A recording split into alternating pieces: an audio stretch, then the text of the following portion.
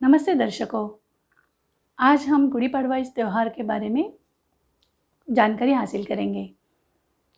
गुड़ी पड़वा यह त्यौहार बहुत हर्ष उल्लास से महाराष्ट्र, कर्नाटक, आंध्र प्रदेश इस जगह बहुत हर्ष उल्लास से मनाया जाता है।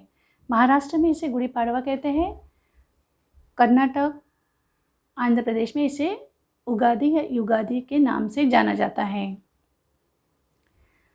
त्यौहार का आयोजन इस तरह से किया जाता है, हर घर के आंगन में रंगोलियाँ सजाई जाती हैं, दरवाजे पे वंदनवार सजाए जाते हैं। वंदनवार में गुड़हल के फूल, आम के पत्ते और नीम के पत्ते लगाए जाते हैं। महाराष्ट्र में गुड़ी सजाई जाती है, हर घर के आंगन में उसे लगाया जाता है।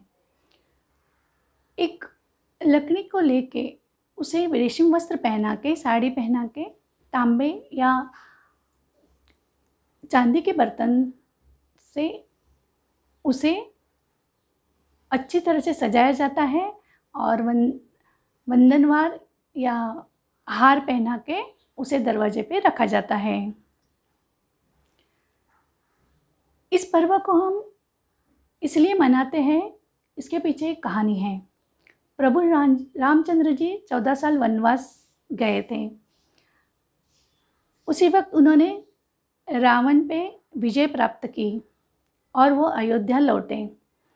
अयोध्या आने के बाद उनका स्वागत अयोध्या नगरी के नागरिकों ने बहुत हर्षोल्लास से मनाया था और उसी दिन उन्होंने रंगोलियाँ, गुड़ी और वंदनवार सजा के रामचंद्र जी की, सीता माता की आरती उतार के उनका स्वागत किया था।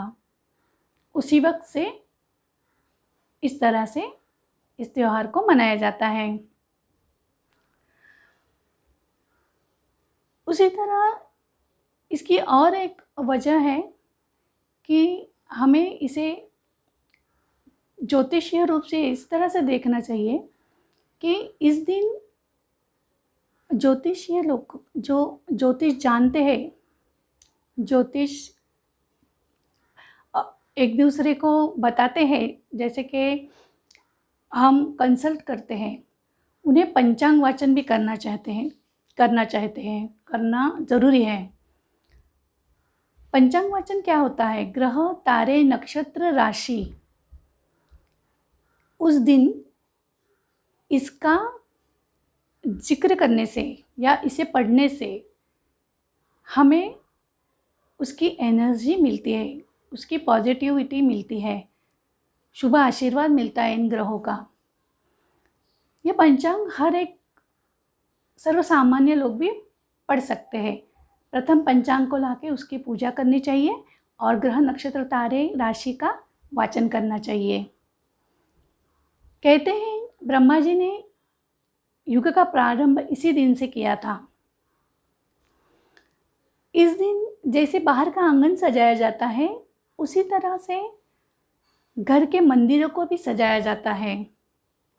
भगवान की मूर्तियाँ अच्छी तरह से रख के उनकी पूजा की जाती है, एक दिया जलाया जाता है और घर में अच्छे अच्छे मीठे व्यंजन बनते हैं। पूरन पोली, श्रीखंड पूरी महाराष्ट्र में तो बनती ही है और आंध्र प्रदेश में तीर्थम प्रसादम का प्रायोजन करके तीर्थम स्वरूप में उसे बांटा जाता है। महाराष्ट्र के ठाणे जिले में डोंबिवली शहर में शोभा यात्राएं बहुत सालों से 10-12 साल से निकाली जाती है। प्रथम प्रायोजन गणेश मंदिर में इसका किया गया था। तभी सभी लोग अच्छी तरह से पालकी सजाते हैं, उसमें बड़े बड़े भगवान की मूर्तियाँ रखी जाती है या तस्वीरें रखी जाती हैं। जो पारंपरिक पुराण है, कथाएँ हैं, उसको भी रखे जाते हैं और उसके पालकी के सामने बहुत सारे युवक युवतियाँ लेजिम, ढोल, ताशे और महाराष्ट्र में जिसे फेटा कहते हैं, वो सिर पे बांध के अच्छी तरह से शोभा यात्रा 4 से 5 घंटे सुबह से लेके दोपहर तक उसका नियोजन किया जाता है। हर एक घर में यहाँ के सुबह गुड़ और नीम के पत्ते खाने का रिवाज है। वो किस तरह से खाना चाहिए? सुबह उठ के नीम के पत्ते धो के गुड़ के साथ इसको खाने से आयुर्वेद में लिखा गया है कि पूरे साल तक आपकी सेहत बहुत अच्छी तरह से रहती है, कोई रोग आपको नहीं होता, ऐसी मान्यता है। यह प्रयोग आप कर सकते हैं। 2 अप्रैल 2022 इस दिन यह गुड़ी पाड़वा का त्यौहार आ रहा है, इसीलिए आप इसको अच्छी तरह से मनाइए।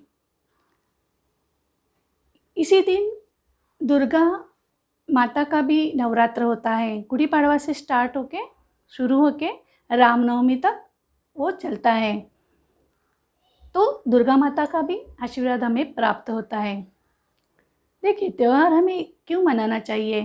त्यौहार हमें इस तरह से मनाना चाहिए कि उससे हमें पूरे साल तक एक पॉजिटिव एनर्जी मिलती है।